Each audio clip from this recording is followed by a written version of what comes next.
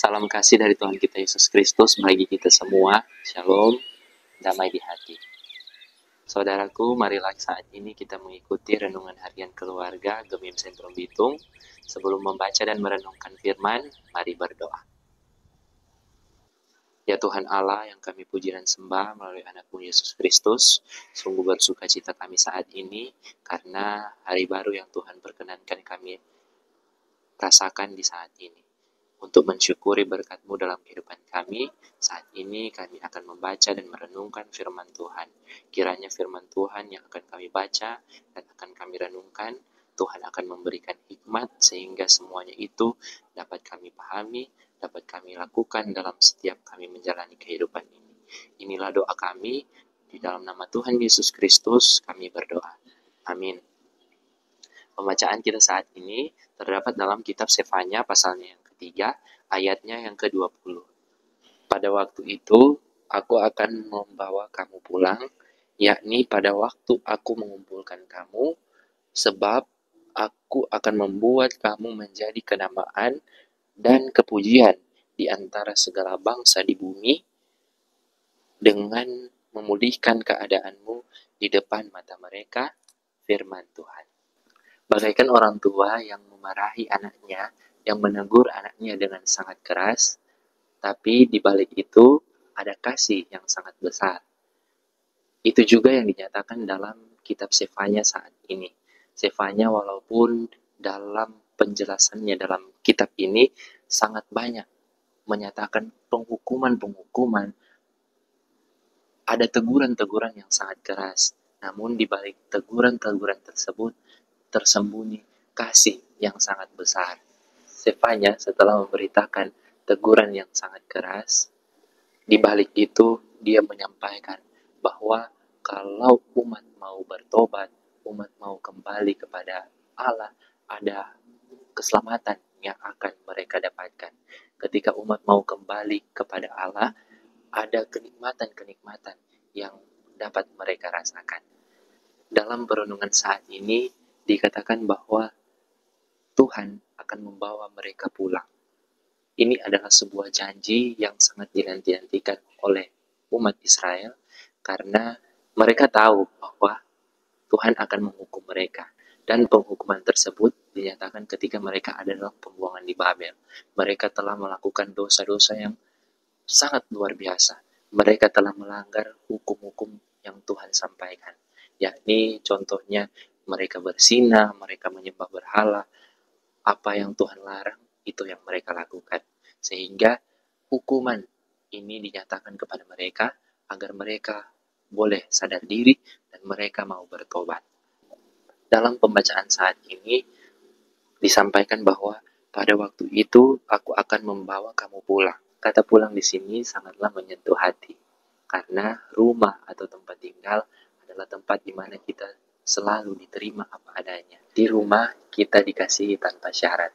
Di rumah kita merasa aman dan nyaman. Karena itu, inilah janji yang sangat dinanti-nantikan oleh umat Israel pada saat itu, oleh sisa-sisa Israel. Karena Tuhan Allah akan membawa mereka pulang. Karena itu, seberapa jauh kita melangkah, seberapa jauh kita lari dari Tuhan, seberapa jauh kita menyimpang daripada Tuhan, seberapa besar kesalahan yang kita lakukan, yakin dan percayalah bahwa Tuhan akan membawa kita pulang kembali kepadanya, asalkan kita mau bertobat, kita mau sadar, kita mau mengakui kesalahan kita mau rendah hati, yakin dan percayalah, kita pasti akan dibawa Tuhan kembali kepadanya. Saudaraku, Tuhan tidak pernah kompromi dengan yang namanya dosa. Walaupun demikian, Dia pun tetap mengasihi kita. Oleh karena itu, kita melihat dalam kehidupan umat Israel pada saat itu. Walaupun Dia mau menghukum mereka, tetapi ada kasih yang besar yang terselip di balik janji-janji penghukuman tersebut. Ada janji keselamatan yang ditawarkan oleh Allah kepada umatnya. Kita melihat bahwa seluruh umat diberikan janji keselamatan. Tapi hanya bagi umat yang sadar, umat yang bertobat, dan kembali kepadanya yang akan menikmati keselamatan tersebut. Oleh karena itu, kita belajar dari pembacaan saat ini bahwa kalau Tuhan menghukum karena kita berbuat dosa, itu karena Dia sangat mengasihi kita. Tuhan Allah tidak mau kita binasa karena kita berbuat dosa, tetapi sebaliknya, Dia mau kita sadar, Dia mau kita bertobat dan kembali kepadanya untuk memperoleh keselamatan tersebut. Dalam Wahyu pasal 3 ayat yang ke-19 berkata seperti ini. Barang siapa kukasihi, ia kutegur dan kuhajar. Sebab itu, relakanlah hatimu dan bertobatlah. Itulah yang menjadi pesan bagi kita, agar kita senantiasa kembali kepadanya dengan cara menyadari kesalahan kita dan bertobat. Selanjutnya yang menjadi pesan bagi kita saat ini lewat pembacaan perenungan firman ini, yakni kita yang telah dipulihkan, kita yang telah dimenangkan, kita yang telah diselamatkan, haruslah hidup mencari Tuhan. Kita harus beribadah kepadanya dan memuji namanya. Lebih dari itu semua, kita harus bertindak sesuai dengan apa yang Tuhan kehendaki dalam kehidupan kita.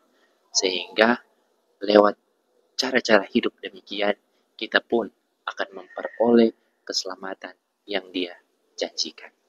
Saudara-saudara, dapat kita saksikan betapa besar kasih Allah kepada kita, umatnya, betapa besar kasih Allah kepada kita yang juga mengasihi Dia. Allah di sini bukanlah sosok yang selalu ingin menghukum. Allah di sini bukanlah sosok yang sesekali hanya ingin menghukum, tetapi tidak ada kasih. Tetapi yang mau dinyatakan di sini adalah sebaliknya.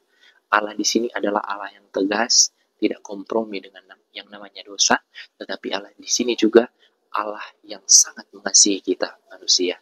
Bisa dikatakan rasa kasih Allah kepada kita manusia lebih besar daripada rasa ingin menghukum.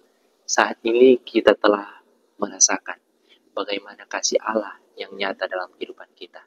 Kasih Allah sungguh nyata ketika Dia berinisiatif datang di tengah dunia, datang hidup di tengah-tengah kita, dan datang sebagai pahlawan untuk menyelamatkan kita, untuk memberikan kita kemenangan, yakni dengan jalan menderita di atas kayu salib, mati di atas kayu salib, dikuburkan, bahkan bangkit bagi kita untuk memberikan kita kemenangan dan keselamatan. Oleh karena itu, kita lewat pengorbanan dan kematian Yesus Kristus di atas kayu salib dan atas kebangkitannya, kita menjadi kenamaan, kita menjadi kepujian di tengah dunia ini. Oleh karena itu, saudara-saudara, marilah kita percaya kepadanya, marilah kita kembali kepadanya dengan memiliki cara hidup yang baik, sadar akan firman Tuhan yang selalu diberitakan. Dan lebih dari itu, mari kita kembali dengan cara mengakui setiap kesalahan kita dan bertobat kepadanya. Sehingga lepas dari itu semua, kita akan diselamatkan. Akhirnya, kita diajak. Mari kita percaya bahwa Tuhan mencintai kita dengan cara yang tak terukur. Karena itu, mari kita banyak-banyaklah bersyukur. Amin. Mari berdoa. Ya Tuhan Allah, kami sungguh bersukacita dan berterima kasih atas berkat-Mu dalam kehidupan kami. Firman telah diberitakan, kiranya lewat firman Tuhan yang disampaikan saat ini, kami boleh mengerti, diberikan hikmat sehingga kami dapat melakukannya dalam hari-hari kehidupan kami. Bagi semua yang boleh menyaksikan video pelayanan saat ini, kiranya senantiasa diberkati Tuhan, kesehatan, kekuatan senantiasa menjadi bagian kami semua dimanapun kami berada. Kiranya lewat berkat Tuhan atas kami pun akan senantiasa memuji dan memuliakan nama Tuhan dimanapun kami berada, dan semuanya kami lakukan untuk kemuliaan nama Tuhan. Saat ini kami akan melanjutkan aktivitas kami di sepanjang hari ini. Tuhan yang akan menolong, Tuhan yang akan menuntun, sehingga semuanya boleh terselesaikan seturut dengan kehendak Tuhan dalam kehidupan kami. Ini doa kami, di dalam nama Tuhan Yesus Kristus, kami bawa naikkan doa ini. Amin. Demikianlah renungan harian keluarga Gemim Sentrum Bitung saat ini. Selamat menjalani aktivitas, Tuhan menolong dan memberkati kita semua. Shalom, damai di hati.